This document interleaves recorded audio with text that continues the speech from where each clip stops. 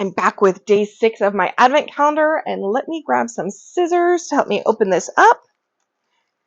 I think I've mentioned this before that I absolutely love these little numbers. I think they're from Elizabeth Crafts is my guess, but I'm gonna have to find that out because I might need those. But I'm gonna save those to add to my December daily. I've done a December daily for the past couple of years, so we'll see if I can get one done this year. Fingers crossed. But this is day 6. Ooh, wow, embossing powder, blueberry pie. Ooh, that is gorgeous. Look at that. That's going to be so fun.